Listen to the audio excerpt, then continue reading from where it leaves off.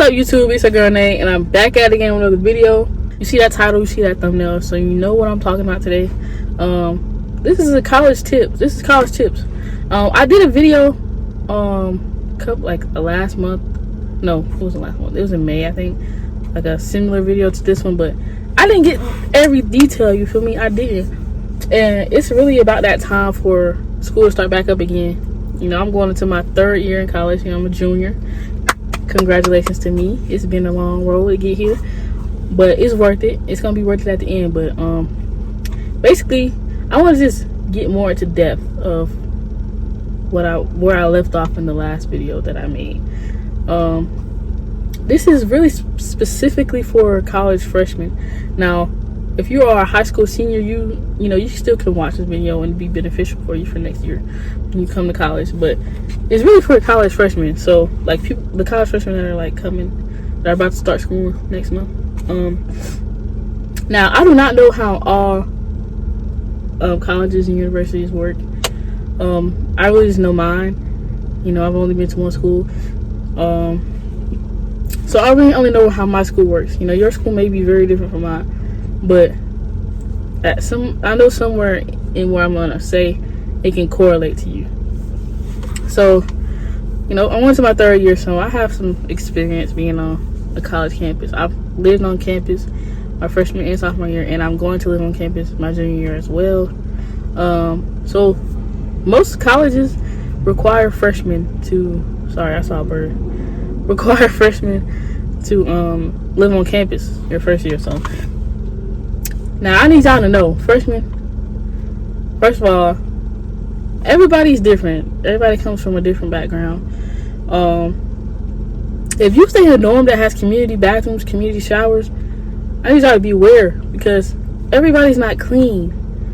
Ladies, you may think boys are the most disgusting humans on earth, but I'm telling you, I'm here to tell you that may be true, but y'all, like us women, not me specifically, but like your fellow women peers can be just as nasty as the guys. You know, like I've seen some instances, you know, on my freshman year, walk in the bathroom and it smells bad, it's dirty.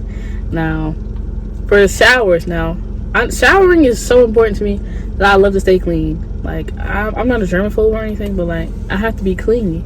I don't like to be dirty for too long. Like if I sweat even a little bit, I feel dirty and I need to go take a shower.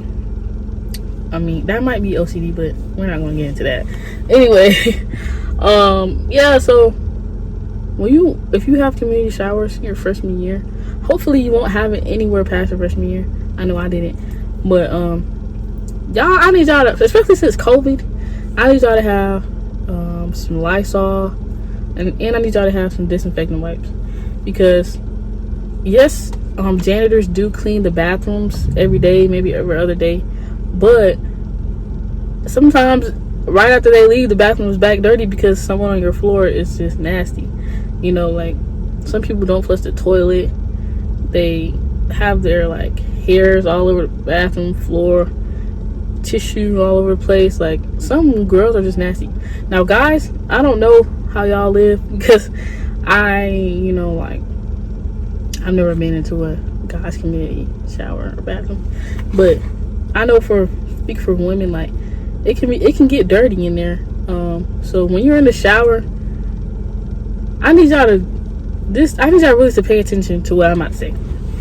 If you're taking a shower, right, and you have your rag, you have your soap, bar soap, and you're using it and it slips out of your hand and falls on the floor, do not pick it up and use it again. Pick it up, but throw it away immediately. Do not let it touch you, because I'm not sure which friend told me this story, but one of my friends told me a story about someone they knew that was in college and they dropped either their towel or their bar soap, and then they picked it up and used it, and then later on they found out they got an STD and it came from that bathroom floor. Now, how do they know it came from the bathroom floor? Because they weren't sexually active with anybody. So yes, like that stuff can really happen. I'm sure it happens everywhere. Like it can happen anywhere. Like honestly, even before I heard that story, I had I think I dropped my bar soap. Like, I think it was my bar soap, yeah. And I had already used it. Like, I had already used the soap. So when it dropped on the floor, I immediately was like, okay, I'm about to throw it away. Because, like, I could get more soap. Like, I already had more soap, and that didn't bother me. Like, I think I was putting it away. I was about to put it away, and it dropped out of my hand and hit the floor. I had already used it, so I just threw it away. And the next time I showered, I got a new bar. And I did the same thing with a rag too. Like, y'all, bathrooms can be really dirty. But let me stop focusing on that, because there's some other things I need to know. So, advisors, your advisor needs to be your best friend when you get to college, because y'all, I'm telling you, some of these advisors, like, I don't know if it's the advisor or the student. Like, don't get me wrong, I've never had a problem with my advisor, but I know a lot of people that have, because their advisors are putting them in the wrong classes.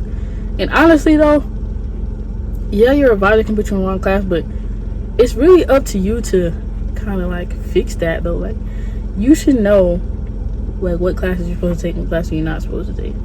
Like, it's all accessible to you. So if you get in the wrong class, ultimately, like, it could be partially your fault for not checking too. Like, not trying to blame people, not trying to blame anybody, but like, that's kind of the truth. Like, you should know as well, like, what classes you should be taking, what classes you don't need. Also, like, make sure you have your scholarship. Hopefully, if you're about to be a freshman, you already know about, like, you already have your scholarships and your financial aid and your housing done, so you can move in next month or in a couple weeks. For some of us, hopefully you got that done already and you're not last minute. I know my freshman year though, I was really last minute, and so I got a lot of I had to take a lot of loans out to pay for my own bill. But yeah, don't be like me. But yeah, man, I hope at this point you got your stuff together. But this is just for like when you first get on campus. Also, make sure that for your school there should be like a list of things that you should bring or things you should leave. All of those things that they say you should bring, you don't really need. Like, some people say you need to bring an alarm clock. Personally, like, I don't use an alarm clock. I have my phone. I set time on my phone every night. Like, first of all, let me tell you this. So when I get my class schedule, I'll set a timer for me to wake up in the morning, and then if I go back to my room to take a nap or something, I make sure I set a timer for like 20 minutes before the class starts, so give me enough time to wake up and then walk to class, depending on where the class is on campus.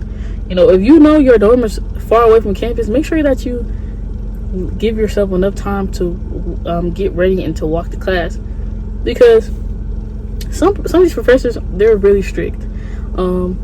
I had a professor last semester. He was like really strict on attendance, because honestly, attendance is important. Like, because if you're not in class, that means you're not learning what you're supposed to do, and how you're supposed to pass the class if you don't learn.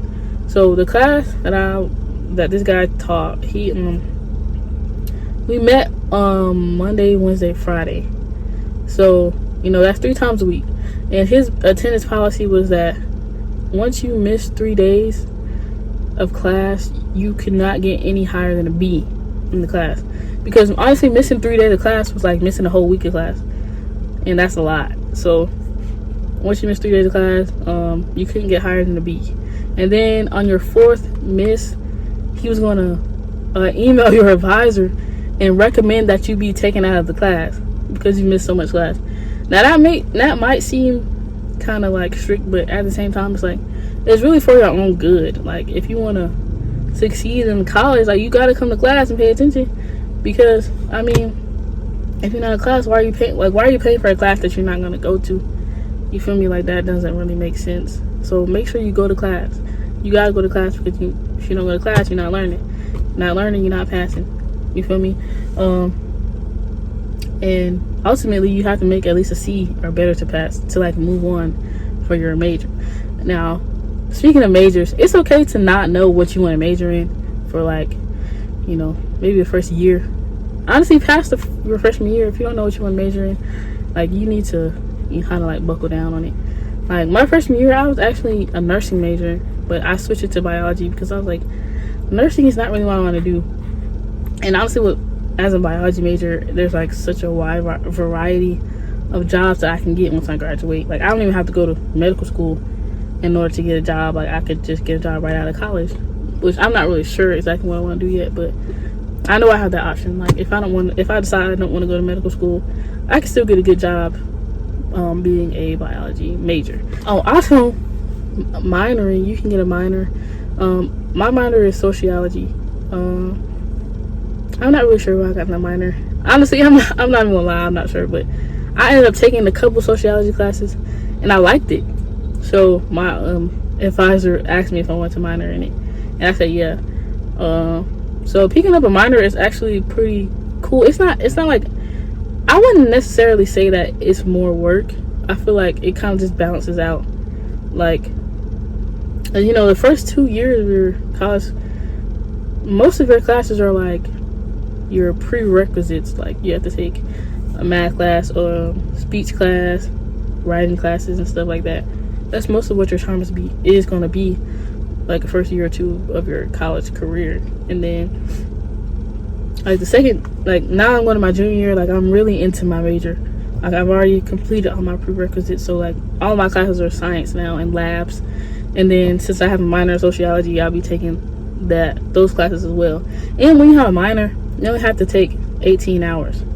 It only takes 18 hours to get a minor in a subject. Like, I already have 12 hours of, so that means I took 4 classes worth 3 hours, and I need 3 more classes to complete my minor, and then I'll be done. Like, and I'm only about to be a junior, and I need 3 more classes to complete my minor.